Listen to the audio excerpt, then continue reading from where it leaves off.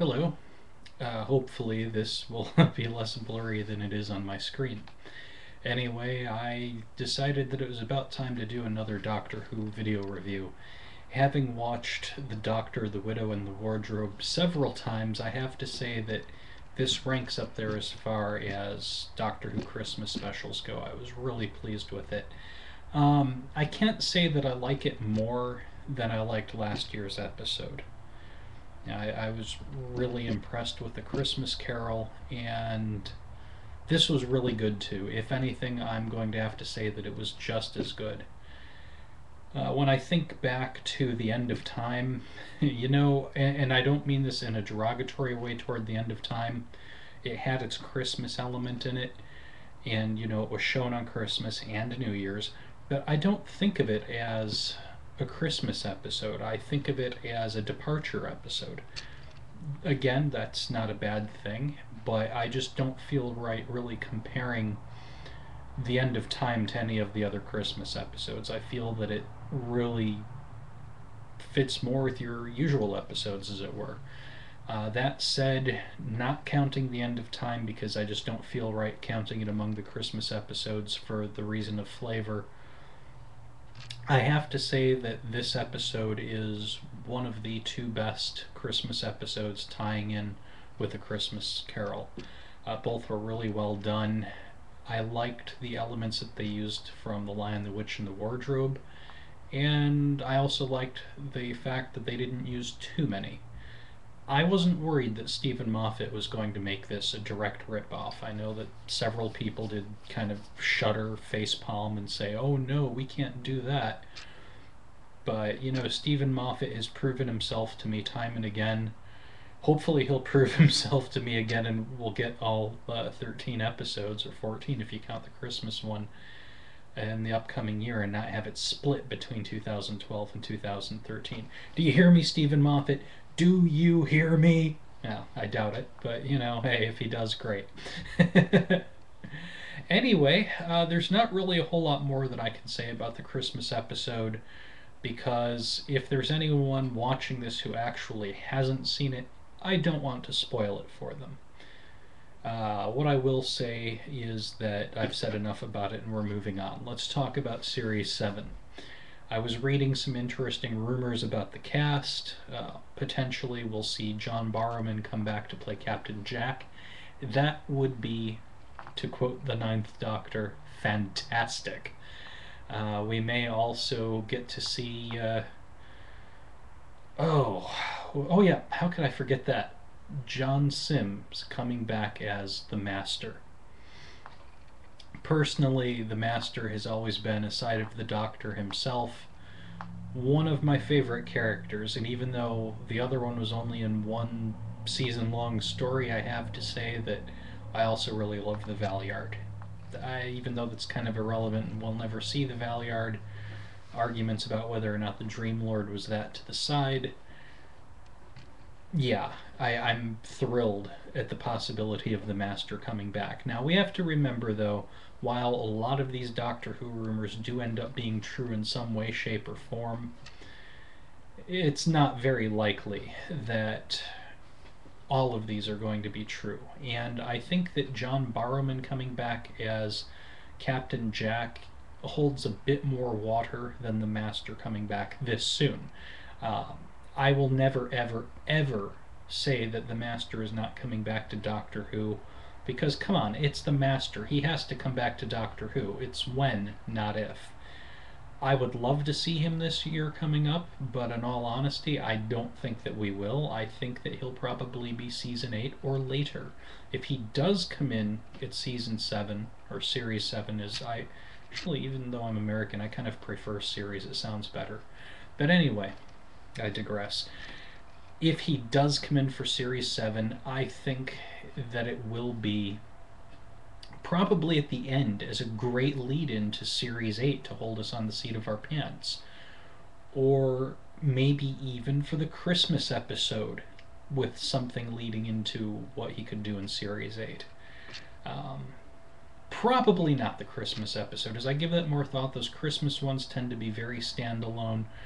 Exception being, of course, I know that in The Runaway Bride, Donna Noble eventually came into the show after that. But something like The Master, that big plot arcs like that don't tend to come in. And look how long it took before Donna Noble came back after The Runaway Bride. It was a whole other series. So that said, I should probably go back on what I just said about him being in a Christmas episode. But I will stick with my guns on if he is in Series 7, it will most likely be toward the end of the series as a lead into what's coming in with Series 8. When I say toward the end, that's because my initial knee-jerk reaction is very final episode, but then Stephen Moffat does like to kind of do the expected that is the unexpected that makes it the, oh damn, I should have seen that coming. So I'll give myself that much wiggle room, and hey, I could be totally full of it, and we don't see him until Series 9 or 10. But we will see the Master, no doubt about it. As far as Jenny, and pardon me being a Whovian and not remembering the Silurian's name at the moment, I think that we'll most likely just see them in the spin-off. Maybe they'll make an appearance, but at the same time, I'm kind of doubtful. I suspect that Stephen Moffat isn't going to have too many people show back up this soon who are in A Good Man Goes to War. Where I'm really curious is how they're going to get rid of Amy and Rory. There's supposed to be tragedy involved. Who knows? But, you know, we will see an end to Amy and Rory being on there, and as much as I enjoy the characters, it's about time. And I say this liking both characters, but the problem is that companions should only be companions on that show for so long, or the show becomes too much less about the Doctor. It should always be to a degree about the companions, but not to such a point that you're watching it and it becomes the wacky adventures of Amy Pond. On that note, if anyone from BBC America is watching this, please take off the stupid Amy Pond opener. Nothing against Amy Pond, and, you know, nothing against anyone in the cast, but it's a dumb opener. It really is. It takes away, and I think that they did it because some moron decided that, oh, American fans won't watch it with the normal intro. We need to make it about the happy adventures of Amy Pond and her time-traveling friend, and that's not what the show is about. Yes, Amy Pond is a big part of it for now, just as at one time Rose Tyler was, and at one time Romana was. But the show is Doctor Who. So, that said, yeah, lose the dumb Amy Pond opener. Trust me, people were watching it like crazy before because it's such an awesome show. I mean, hell, how many TV shows are going to inspire me to sit here and other people and make these videos? You know, I'm not one of these guys that lives in my grandmother's basement and watches reruns of Star Trek and analyzes every bloody scene, then goes to a convention, can't remember that the actors are actors, and has to ask these people what was going on in the character's mind. In fact, funny side rant there, years back, now this is going back to when I was 17 and I'm 36 now, I was at a Star Trek convention that happened in Fort Myers, Florida, where I was living at the time. And John Delancey, the gentleman that played Q, was there. A really nice guy, by the way. I had the good fortune of being like the second or third row and being pretty much straight on where I could get his attention easily. So I raised my hand, he pointed to me for a question, and having listened to some of these ignoramuses,